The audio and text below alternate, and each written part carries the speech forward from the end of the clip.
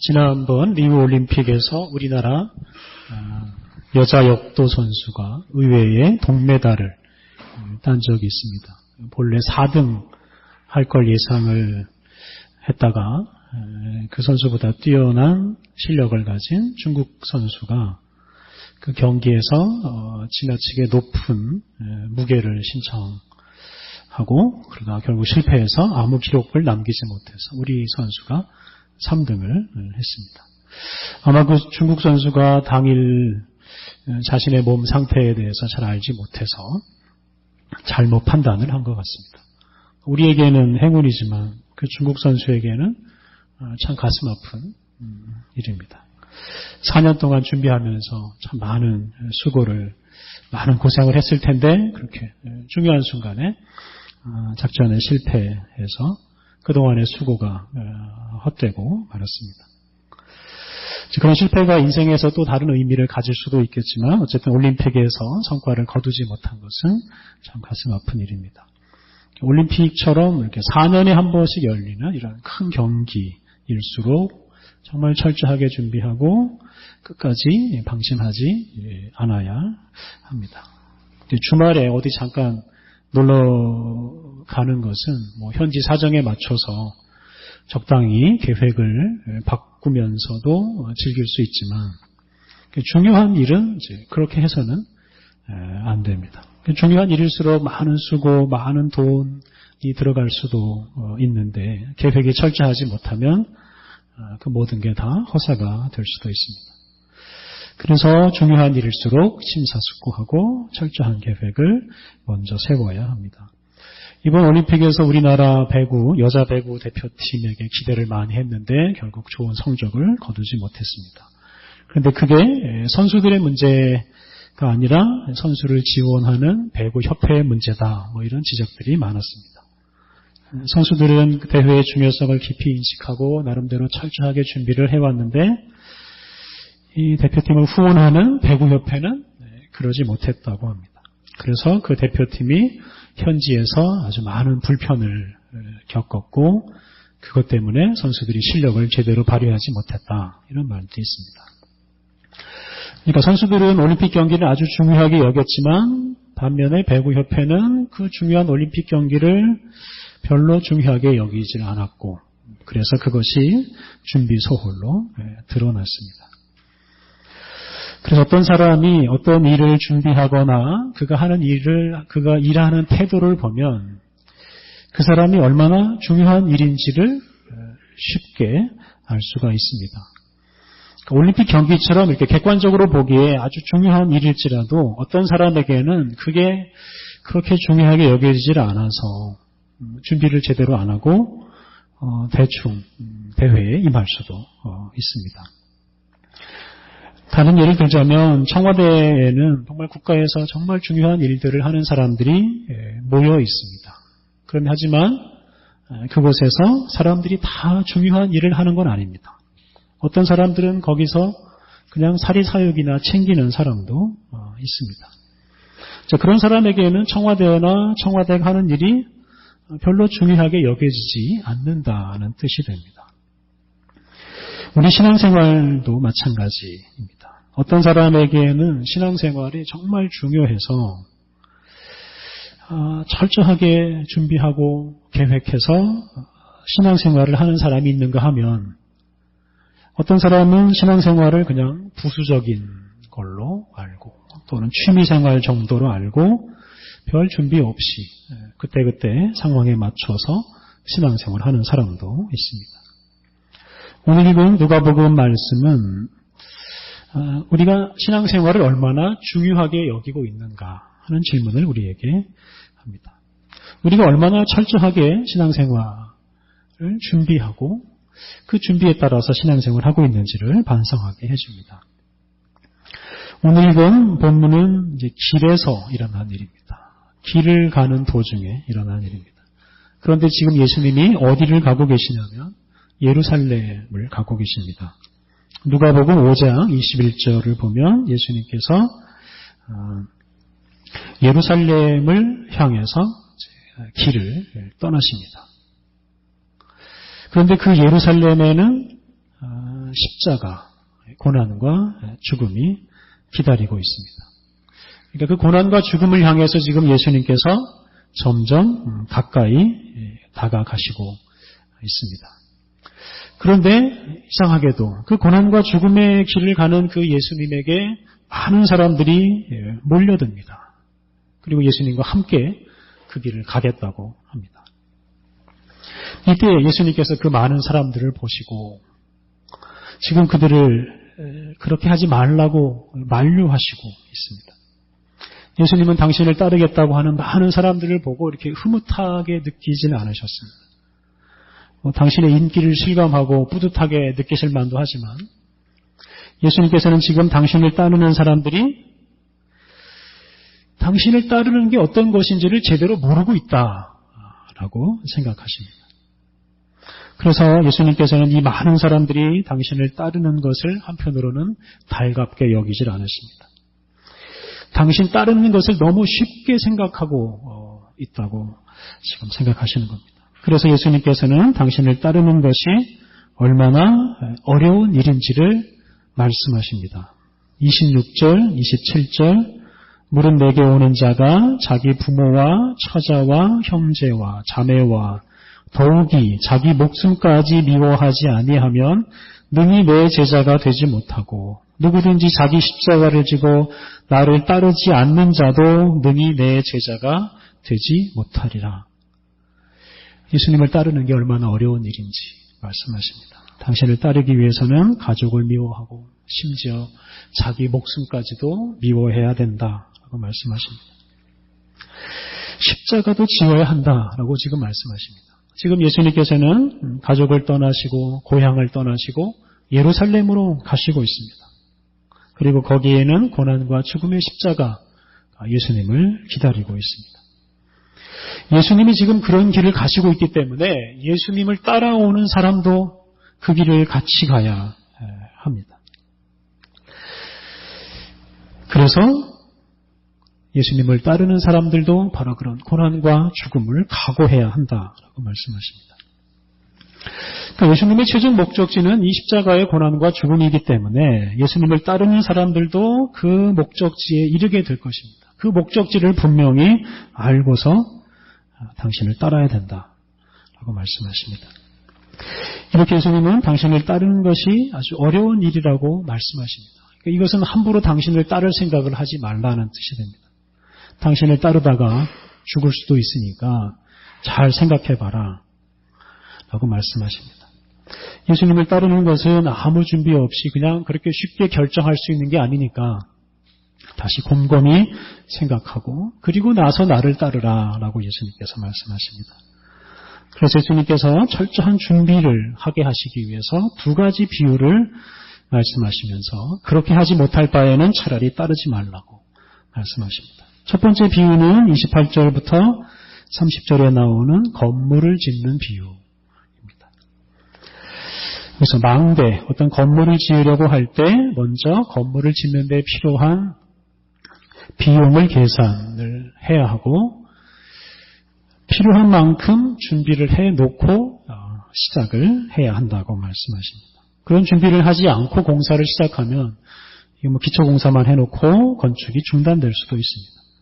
그러면 그걸 지켜보는 사람들이 건축하는 사람들을 비웃을 것입니다. 그렇기 때문에 건물을 다 지을 만큼 준비가 되어 있지 않으면 아예 건축을 시작하지 말아라 라고 말씀하십니다. 그러니까 예수님을 따르는 일도 중간에 그만둘 바에는 아예 처음부터 따라 나서지를 말라고 지금 말씀하십니다. 중간에 그만두고 나면 아무것도 아니기 때문에 그렇습니다. 예수님께서 십자가의 고난과 죽음에 이르지 않으셨더라면 예수님의 생애가 무의미해지는 것처럼 우리의 신앙생활, 예수님을 따르는 우리의 신앙생활도 이런 고난과 죽음의 목표에 이르지 않으면 우리의 신앙생활도 의미가 사라져버리고 맙니다. 오늘날 화려함과 영광을 추구하다가 수치를 당하고 거룩한 교회의 이름을 더럽히는 사람들이 참 많아지고 있습니다. 사실 우리 자신이 그런 사람일 수도 있습니다. 고난과 죽음이 아니라 화려함과 영광을 추구하다가 결국 고난과 죽음의 이런 목표에 이르지 못하고 하나님의 거룩한 교회의 이름을 더럽힐 바에는 차라리 신앙생활을 시작하지 않는 게 좋다라고 예수님께서 말씀하십니다. 31절, 32절은 전쟁을 비유로 말씀하십니다. 나라 사이에 전쟁이 일어났을 때 전쟁을 시작하기 전에 자신의 군대로 상대의 군대를 물리칠 수 있는지를 잘 살펴야 합니다. 그리고 전쟁하기 전에 상대를 제압할 수 있을 만큼 준비를 잘 해놓고 시작해야 됩니다. 준비도 안 돼 있으면서 아예 전쟁을 하면 그 나라에 엄청난 재앙이 일어나게 될 것입니다. 그리고 준비가 되어 있지 않으면 전쟁을 하지 말고 아예 화친을 청해라, 항복해라 라고 말씀하십니다. 이기지 못하는 전쟁을 해봐야 더 큰 손해이기 때문에 비굴하더라도 항복함으로써 이 국민들의 나라의 피해를 덜할 수 있습니다. 예수님을 따르는 일도 전쟁처럼 아주 어려운 일입니다. 예수님을 따르면서 싸워서 이겨야 할 것들이 참 많습니다. 이길 준비를 하지 않고 시작해서 이게 싸움에서 져버리면 우리의 신앙생활이 무의미해집니다. 신앙생활하는 중에 죄의 유혹을 이겨내지 못하고 자신을 더럽히고 교회를 욕되게 할 바에는 차라리 신앙생활을 하지 않는 것이 더 낫다라고 예수님께서 우리에게 말씀하십니다. 오늘 본문에 나오는 예수님의 말씀이 참 무서운 말씀입니다. 그래도 당신을 따르겠다고 하는 사람들인데 그 사람들을 잘 가르치고 또 격려해서 당신을 잘 따라올 수 있도록 그렇게 지도해 주시면 좋을 것 같은데 처음 만나는 사람들에게 너무 노골적으로 자신 없으면 따라올 생각하지 말라라고 말씀하시고 있습니다. 여러분 이러면 누가 예수님을 따라올 수가 있겠습니까? 그런데 예수님께서는 지금 당신을 따르지 말라고 이 말씀을 하시는 건 아닙니다. 예수님은 당신을 따르는 일이 얼마나 어렵고 얼마나 중요한 일인지를 말씀하시고 있습니다. 소풍 가는 것처럼 생각하고 예수님을 따르거나 그냥 막연히 예수님 따라다니다 보면 좋은 일 생기겠지라고 생각하면 반드시 실패한다라고 예수님께서 말씀하시고 있습니다. 이번에 학사를 건축하는 과정에서 이제 민원을 제기하는 주변 이웃에게 가장 많이 들은 말이 뭐냐면 교회 다니는 사람이 왜 그러냐 이런 말이었습니다. 교회 다니는 사람이 왜 피해를 주느냐, 왜 좀 너그럽고 후하게 보상해 주지 않느냐 이런 말을 참 많이 들었어요. 그러면서 많은 돈을 요구하기도 했습니다. 저는 이제 속으로는 교회 안 다니면 그렇게 막무가내로 요구해도 됩니까? 이런 말을 했지만 참았습니다. 그래봐야 똑같은 사람 될까봐 그랬습니다만 제가 지금 그런 분들을 비난하려고 말하는 건 아닙니다. 예수님뿐만 아니라 믿지 않는 사람들도 우리 그리스도인들에게 기대하는 것이 있다는 걸 말씀드리고자 합니다. 교회 다니는 사람이 왜 그러냐 하는 그 말에는 그리스도인들에 대한 기대, 기독교에 대한 기대가 있다는 겁니다. 그들은 우리가 좀 바르게 살고 우리가 사랑을 베풀어 주기를 기대합니다. 희생하고 고난과 죽음도 감수하기를 기대합니다. 자기들은 그렇게 살지 못해도 그리스도인들은 그렇게 살아가기를 기대합니다. 그리고 여러분 우리가 예수님을 따른다는 게 이게 정말 어려운 일입니다. 말 한마디 행동 하나 조심하지 않으면 괜히 교회 이름에 먹칠을 할 수도 있습니다. 우리가 이런 것을 생각하지 않고 그냥 편한 마음으로 신앙생활을 하면 우리의 신앙생활이 수치스럽게 끝날 수도 있습니다. 예수님은 결론적으로 당신을 따르기 위해서 준비해야 할 것을 이렇게 말씀하십니다. 33절 이와 같이 너희 중에 누구든지 자기의 모든 소유를 버리지 아니하면 능히 내 제자가 되지 못하리라. 예수님의 제자가 되기 위해서는 모든 소유를 버려야 한다고 말씀하셨습니다. 모든 소유, 심지어 생명까지도 다 바쳐서 계획하고 준비하고 따라야만 예수님의 제자가 될 수 있다고 말씀하십니다.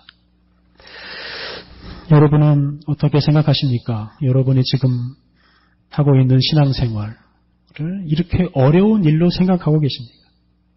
그렇게 어렵기 때문에 정말 철저하게 준비하고 철저하게 계획해서 신앙생활을 하고 계십니까?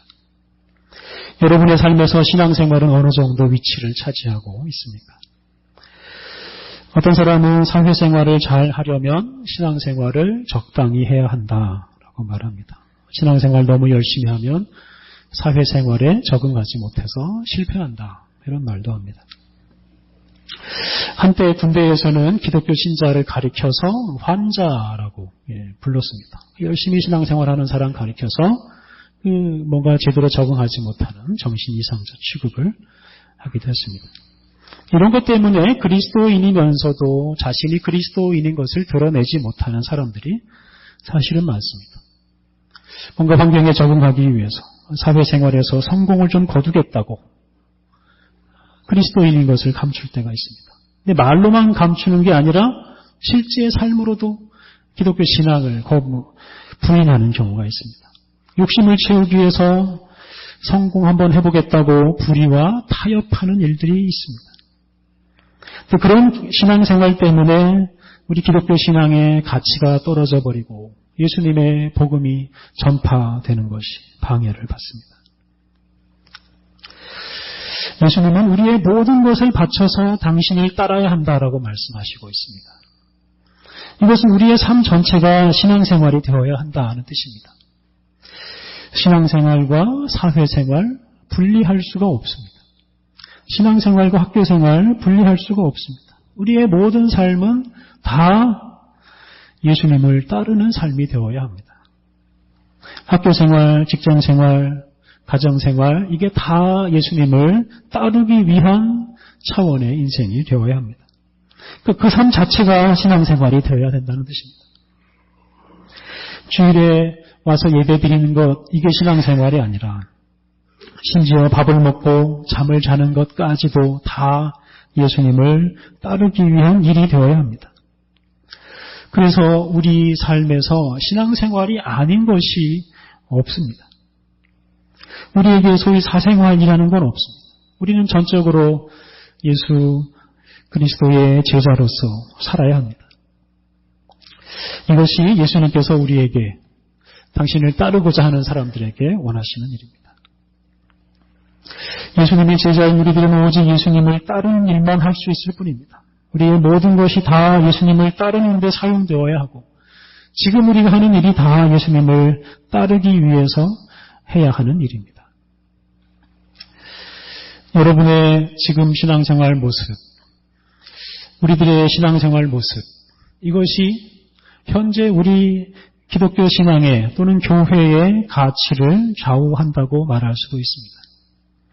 우리가 신앙생활을 하찮게 여기고 그냥 부수적인 일로 여기고 해도 그만 안 해도 그만 그런 일로 여기고 그렇게 살면 이게 이 세상에서도 기독교 신앙이라는 게 그냥 있어도 그만 없어도 그만인 것이 되어버린다는 뜻입니다. 그리고 예수 그리스도의 복음은 더 이상 전파되지 않을 것입니다. 오늘날 우리 한국교회가 한국 사회에서 차지하는 비중이 점점 작아지는 것도 바로 이런 이유 때문일 것입니다. 사랑하는 성도 여러분, 오늘 우리 교회의 현실, 타락한 한국교회의 현실은 우리 그리스도인들이 얼마나 이 기독교 신앙을 쉽게 생각하고 있는지, 얼마나 쉽게 신앙생활하고 있는지를 잘 보여주고 있습니다. 우리가 얼마나 준비 없이 철저하지 못하게 예수님을 따르고 있는지를 우리에게 반성하게 합니다. 예수님은 이런 현실을 사는 우리들에게 차라리 너희가 시작하지 말았어야 되는 게 아니냐라고 우리를 책망하실지도 모르겠습니다. 예수님은 잘 계산하고 철저하게 준비하고 당신을 따르라고 말씀하십니다. 우리의 삶 전체를 모든 것을 다 쏟아부을 생각 없이는 당신을 따르지 말라고 말씀하십니다. 십자가의 고난과 죽음의 일을 생각 없이 결코 당신을 따르지 말라고 말씀하십니다. 예수님은 십자가에서 우리를 위해서 당신의 모든 것을 다 내어주셨습니다. 예수님은 당신을 따른 우리들도 그렇게 살아가기를 원하십니다. 우리도 예수님처럼 우리의 모든 것을 다 바쳐서 주님을 사랑하고 주님을 따라가기를 원하십니다. 우리가 그렇게 살아갈 때 이 땅에서 기독교 신앙의 가치가 더 높아질 것이고 예수 그리스도의 복음은 더 널리 전파될 것입니다.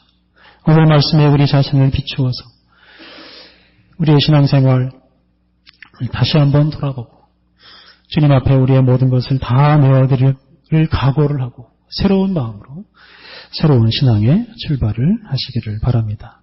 우리 함께 기도하시겠습니다. 하나님, 죄와 욕심에 빠져 어둠과 절망의 길로 가던 우리들을 부르셔서 이 땅에 희망의 빛을 비추는 예수님의 제자로 살게 하시니 감사합니다.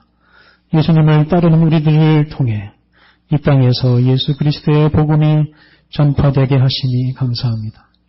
우리의 삶이, 우리의 이 신앙이 이 세상을 구원하는 가장 소중하고 가치 있는 일이오니 하나님, 우리들이 더 철저하게 계획하고 준비하며 이 믿음의 길을 걸어가게 하여 주옵소서. 우리의 모든 소유, 우리의 일과 우리의 쉼과 우리의 일터와 우리의 가정과 우리의 모든 것이 다 예수 그리스도를 따르는 일이 되게 하옵소서.